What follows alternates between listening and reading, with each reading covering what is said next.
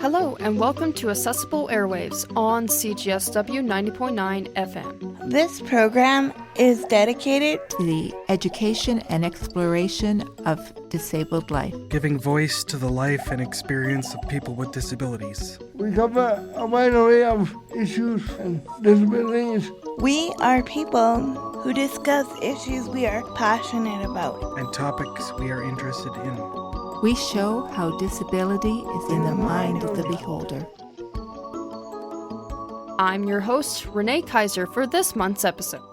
Our first interview is with Michael interviewing Andrea Van Vught, discussing about the upcoming Disability Pride Parade. The Disability Pride Parade will be taking place on Sunday, June 9th at 11 a.m., located at Bankers Hall, 315th 8th Ave Southwest. To get more information about the Disability Pride Parade, you can visit their website at www.disabilitypridealberta.com. You're about to listen to an interview with Andrea from Disability Pride Alberta. Her body contains a vagus nerve stimulator, which is designed to reduce and manage her seizure symptoms. Please be aware her voice can change every 5 minutes or so. No need to adjust your speakers or dials. Stay tuned. Thank you very much for tuning in to CJSW 90.9 FM. Hello, Accessible Airwaves. I am Michael, and I'm interviewing Andrea Van Vught, and she's the founder of Disability Pride Alberta and the website. She proudly hosts an annual parade through the streets of downtown Calgary that's happening this weekend. Welcome again to the show. Thank you, Michael. Thanks for having me. Not a problem. So, for our first question, just put simply, what is Disability Pride Alberta? Disability Pride Alberta Foundation is an organization that connects and empowers the disability community. Our mission is to build community and create connections through celebration, education, and empowerment. It's about celebrating diversity and inclusion and everything that we have in common. Wow, that's interesting. So it's awesome to read the stories on your website. They are an inspiration to anyone who reads them. Could you tell me a little bit more about how your website and social media presence is connecting with others? Of course. So our website is disabilitypridealberta.com, and you can connect with us on Facebook, Instagram, and Twitter. Just search Disability Pride Alberta. One of the ways we use our website and social media presence is to share disability stories. We invite members of the disability community to write about disabilities, maybe make art about disabilities, just share their stories about disabilities. The public response to these have been overwhelmingly positive. The stories are educational tools, and they allow members of the community to learn about different disabilities in a very human and real way. The stories build empathy and grow our community's capacity to understand each other. Media has a really powerful way of molding people's attitudes. So let's show the media people with disabilities. Also, we have information about the Disability Pride Alberta Foundation, pictures from fun events, things that we've taken part in, like International Day of Persons with Disabilities. We also have a link to this year's Disability Pride event. We share about what the words disability and pride mean for people. For example, we asked Albertans what disability and what pride mean to them. Some of the answers we got were, disability is a different way of doing something. Pride is comfortable and open. Disability is surgery. Pride is taking the risk. Disability is something to be proud of. Pride is breaking down barriers. I think the word disability and pride have been a bit confusing for some people because the Disability Pride Parade sometimes gets mistaken for the LGBTQ plus Pride Parade. But we're okay with that. It starts the conversation. They've been incredibly successful in creating awareness for the LGBT community, and we welcome the association. Having pride is about releasing limits and celebrating yourself. Pride is powerful. We stand behind it, and we welcome any and all to join us, loud and proud. Secondly, the two words aren't often seen together, disability and pride. For me, the two words mean having epilepsy and loving myself. I'm not proud that I have seizures, of course. I'm a disabled person affected by seizures, and I'm fantastic, and that's disability pride.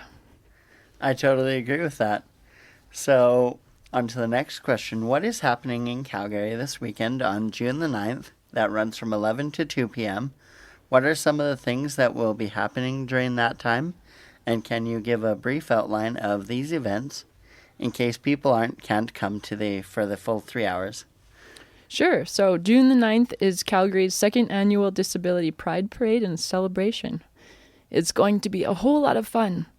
At 10:30 a.m., participants will gather outside of Bankers Hall. The parade begins at 11 a.m. when we're going to walk and roll and stroll down to Olympic Plaza. The parade goes for about 4 blocks and will last 10 minutes or more. We encourage participants to dress with bright colors and bring signs and banners. There's going to be some music as people come into Olympic Plaza, and people can dance and boogie to that. Also, there'll be some water and some snacks, something like granola bars and oranges. So, you can come for the parade and leave. You can stay at Olympic Plaza. You can do whatever you please. That's actually interesting. Healthy lunch there. So who is coming to this event, and any special speakers or special guests? Yeah, you bet. So our MC is named Ken. He's part of a music group called the Heebie Jeebies. We have disability activist Karen Dollywall. Elder Kelly Good Eagle will give a blessing. We're hoping that Mayor Nenshi will stop by to say hello. And for special guests, can I get a drum roll? All of you! Yeah. The event is about the people with and without disabilities. So sharing space, dancing, connecting, and celebrating with each other.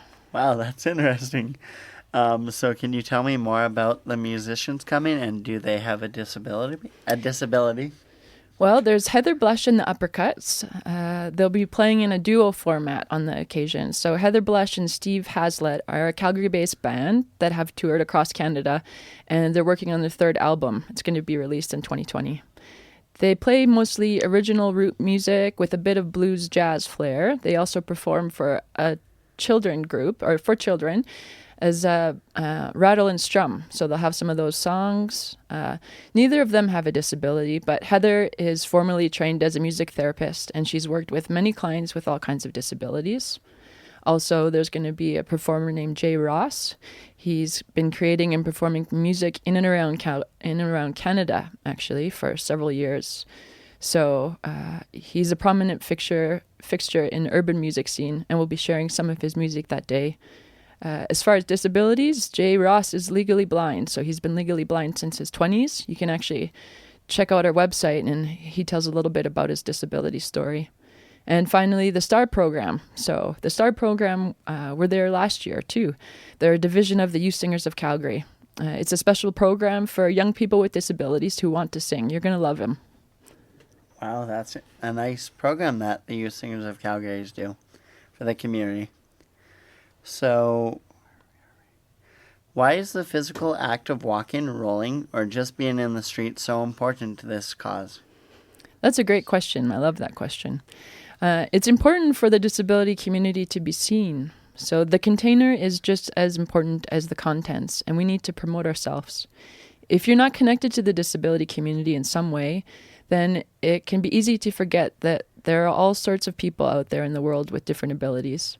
We want our society to be as inclusive and connected as possible, so we need to make sure that the voice of the disability community gets heard, and we're inviting everyone to take part. We're not looking for a pity party, just a party. That's interesting that you're inviting people here in Calgary to do this event. So can you share to the listeners where this event is taking place in Calgary, and where can the listeners find the event? Sure. So Stephen Avenue, right outside of Bankers Hall. Then we're going to go towards Olympic Plaza. There are over 50 amazing volunteers helping us out on event day.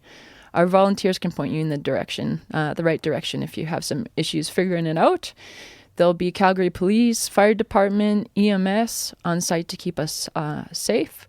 We have a special space at the back of the parade that is a little bit quieter for people that have sensory challenges. It's not too far to get there from the train line. You can also connect with us online if you have some questions about the where and the why and the how.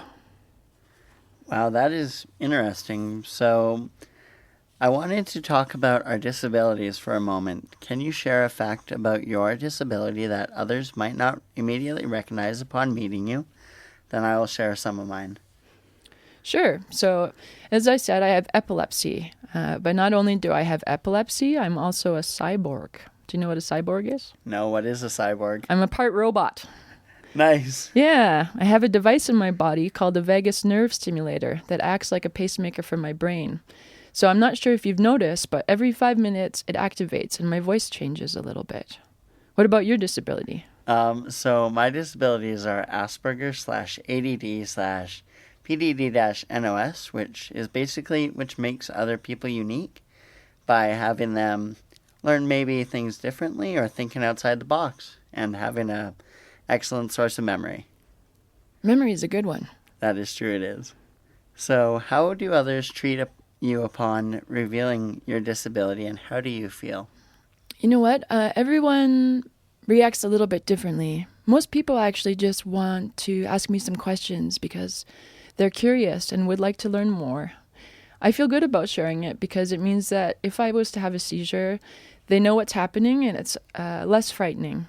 Also, it changes the idea of epilepsy because now they know a person named Andrea that has epilepsy. It doesn't mean that it isn't a little bit embarrassing sometimes, but that's okay. Okay, so did we miss anything on the Disability Pride Alberta event? One of the main things is that everyone's welcome. You don't need to have a disability to take part. We want to celebrate and empower the disability community, and movements like this take people. The disability community is a marginalized group that anyone may become part of at any time in their life. The number of people with disabilities in Canada is 1 in 7, so let's be inclusive and empathetic and spread the word about disabilities. Okay, so what are some hurdles that you believe still exist for the disability community? Michael, the huge one for me is education. So I believe that education about disabilities should be mandatory in kindergarten to grade 12 curriculum. The more educated people are about disabilities, the more empathetic and supportive they'll be with the disability community. Secondly, it's important for different components of the disability community to connect and support each other. The disability community is large and diverse. Like you and I were speaking, our disabilities are very different, but we both have that word disability in common. Our voices are louder when we stand together. That's one of the things we hope to achieve with the Disability Pride Parade, bringing communities together. I totally agree with that. So hopefully by having a strong number of participants, people can see the impact and frequency of disabilities that make up our communities. As a city, are we doing our part to ensure an accessible and safe community? I want to say yes, because look at us in this conversation that we're having.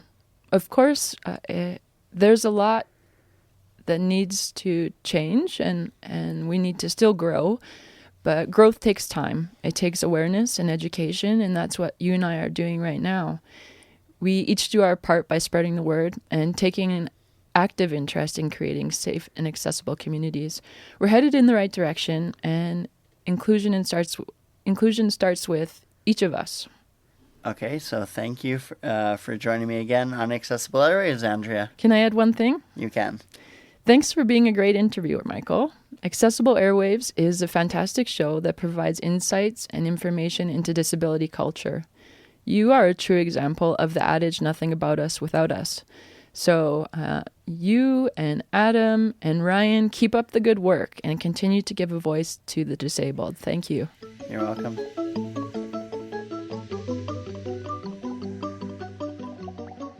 Our next interview is with myself interviewing Jen Morton, the program's co-director for the STARS program, associated with the Youth Seniors of Calgary.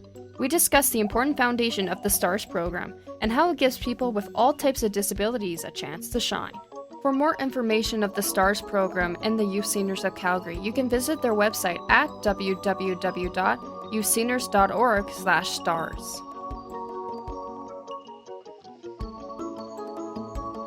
Thanks for listening to another interview with Accessible Airwaves. I'm here with Jen Morton, the co-director and instructor for the STARS program with the Youth Seniors of Calgary. Jen, thank you so much for coming on the podcast today. Oh, thank you so much for having me. Thank you. So I just have a few questions to discuss about the STAR program. Could you tell me how STAR got started and a little bit about the Youth Seniors of Calgary? Absolutely. So the Youth Singers of Calgary is a large show choir organization that has been operating in the city here for over 30 years. Youth Singer serves individuals from preschool age range well into senior adulthood. There's divisions that include all different age groups, fostering a love of music and dance, and it's a really exciting place to be. And I myself, as well as my co-director, actually came through the program years ago when we were younger. And a special needs division was something that wasn't specifically targeted at that time.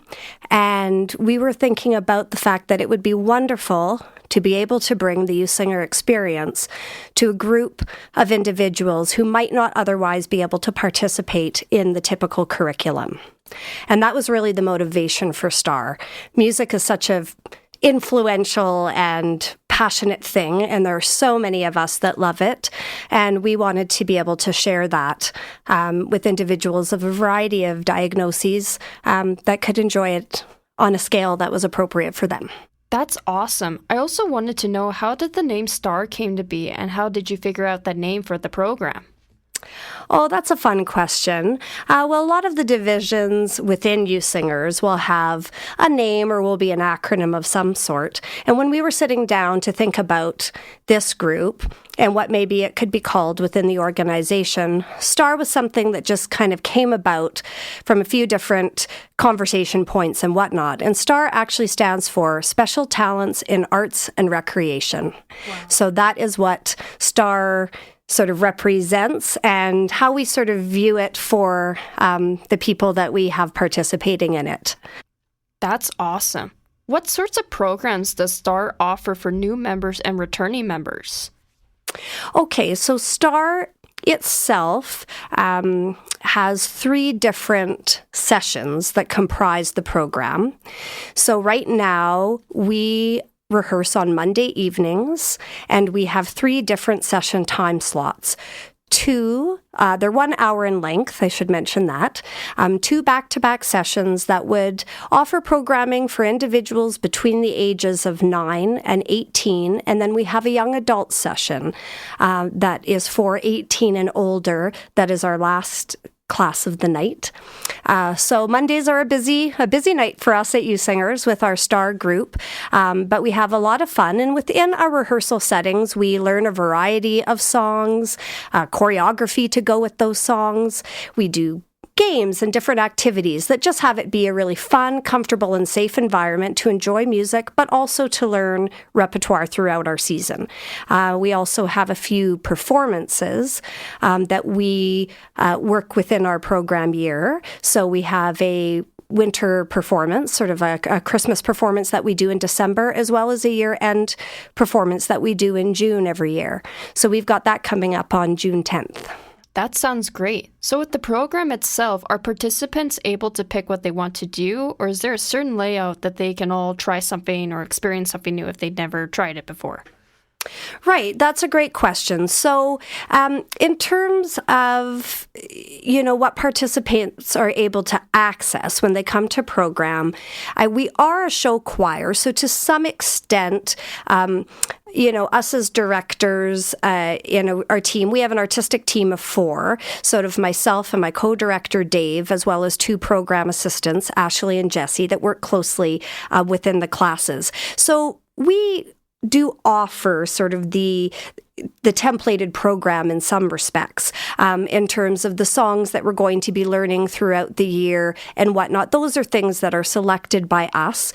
But what we do is really check in with our participants to see what kind of music they're interested in and what kinds of things motivate them. And we try and incorporate those ideas into the activities that we do within the group. We're not always able to work solely from individual participant led ideas, but we want to incorporate what what they enjoy into what it is that we're offering throughout the course of our 10-month program. Mm-hmm. We will sometimes work with instruments and things like that, rhythm instruments, different sort of costuming things like that, those kinds of things to offer some different experiences. But it really does operate in a show choir format. So we're working on songs that everybody is working on together.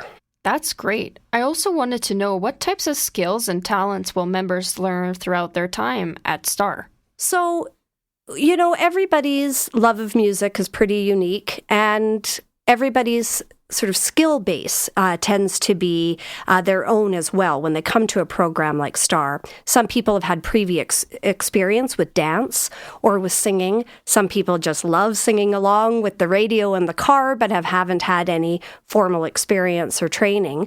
So, you know what? We really want to just foster and facilitate that love of music. And I think that our individuals, though, do gain skills at working together in a group, sort of listening and following instructions, singing together, being able to learn coordinated movement together, move in a comprehensive group with a set sort of dance routine. And over the time that we have been doing STAR, Rene, we've been really excited to see that musical skills have developed and retained with our participants. We don't have a set goal that we say you will learn X, Y, or Z if you come to STAR, right? Some people have varying senses of pitch or varying abilities with their ear and singing and things like that. So it can be individual as to what actual skill sets look like, but we are definitely working on a variety of music and movement and rhythm skills that we see take hold and develop in our individuals over time. That's great. I also know that you mentioned that there's 2 separate groups, one for younger kids and ones who are 18 and older. Is the program kind of different with age as they grow, or is it the same or a bit different? That's a great question. There are some differences, I would say, in our session for our older individuals, in that maybe the complexity of some of the material changes a little bit. With some increased experience and maturity, some of our participants who are a little bit older are able to learn perhaps a slightly harder set of lyrics, music, dance steps, whatnot. I would say the general theme or tone to what we do in STAR is quite similar from group to group. We seem to have it catered to a level of functioning that, in my experience, has worked very well for our participants. So I would say there's similarity between all 3 groups, but we definitely see that we are able to perhaps add a few more components to our learning materials with the older individuals. I know that you also mentioned that there was a live performance coming up this year as well. It was during Christmas time? We had one, yes, this past December.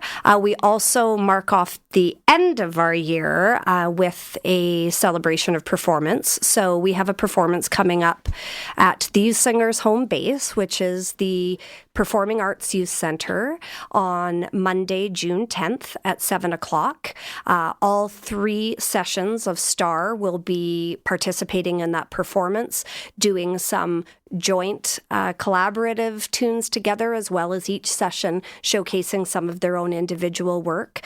STAR will also be participating in the just after the Disability Pride Parade by doing a little performance as well down at Olympic Plaza. So we're looking forward to that as well. As well, people can go check them out this upcoming June and kind of get a spiel of what your program's like. I also wanted to know, with the time span of the program, is it an ongoing thing, or is it a certain amount of time participants can keep coming back? Well, we've been running STAR within Youth Singers for the last 7 years. We started as a pilot project with just a small number of individuals to just get a feel for things and see, how it was going to work. And I'm thrilled to say that in that 7 years, we have continued to run the program. We have expanded from 1 class time to 2 to 3, into the young adult range now. So it's something that we have continued to run within the Youth Singer program year after year, which has been very exciting. Our program year runs from September to June, as I said, on Monday evenings, and we've been really, really fortunate to retain a good percentage of our participants year after year. So we have people that keep coming back to be in STAR each year. I also wanted to know, can anybody support the STAR program with donations or volunteering? Well, that's a great question. You know what? Youth Singers of Calgary itself is a nonprofit charitable organization within Calgary here, and is always open for, for support and donations that go toward this kind of music and performance opportunity for youth. We have had some very generous donations through Calgary Rotary and Calgary Children's Foundation that have come through to help support STAR, specifically within Youth Singers. So anybody that might be in a position to be able to support not only the work STAR does, but Youth Singers in general, would absolutely be welcome to contact the organization. Youth Singers' phone number is 403-234-9549, or website is www.youthsingers.org. I have one more final question for you. If anyone is listening today and is interested in joining the STAR program, what would be the next step for people to join? Great question. If anybody out there is wondering if STAR might be right for them or for a friend or family member that they might have in mind, my first recommendation would be to contact the Youth Singers organization. At that number or the website, just to make a general inquiry. Anybody that's wondering about STAR level of need, if there's, if an individual might be an appropriate fit, that's something that usually gets fielded through to me to be able to talk one-on-one about, just to get a sense of what somebody's interests are, and where they sort of have had experience within choir groups, and does it look like STAR would be the right fit for either themselves or their family member or friend. And through that one-on-one discussion, usually the steps toward registration, we have registration paperwork available online, and it's a pretty smooth process. That's great. Is there any final words you would like to say about the STAR program? Well, the STAR program is very, very close to my heart. Not only do I have a huge passion for music and the arts and for Youth Singers itself, having been involved for so long, but, having a son who is actually a participant in the STAR program himself, this group has really given him a place to shine and share his love of music and performance. And it just thrills me that we've been able to do that. And I think the smiles we see on the kids' faces each and every week makes it worthwhile. And, I really just thank you for this opportunity, for learning more about STAR and Youth Singers and featuring us on this program. We really, really appreciate it. No problem. Thank you so much for coming on today and sharing a bit about the STAR program. My pleasure. That was Jen Morton from STAR Program. They are a choir group for people with disabilities. Just a reminder that last month we interviewed Momo Movement, and they have a theater show called The Mind Palace, coming over the weekend of June 14th to the 16th. The doors open at 7 p.m. sharp, and the show begins at 8 p.m. at Decidedly Jazz Danceworks, 111th 12th Avenue Southeast. Tickets can be purchased online at www.generoussolutions.com. That's all for this month's episode of Accessible Airwaves. You can check us out on Instagram, Facebook, Spotify, SoundCloud, or www.cjsw.com. Tune in to the first Tuesday of every month at 11 a.m. and 8 p.m. to listen to the new Accessible Airwaves episodes. Music for this month episode was made by a local composer, Mr. Eric Smith, and he composed the score for the Mind Palace show. Thank you, Eric, for your music, and keep it up. You have been listening to Accessible Airwaves on CJSW 90.9 FM. Thank you very much for tuning in.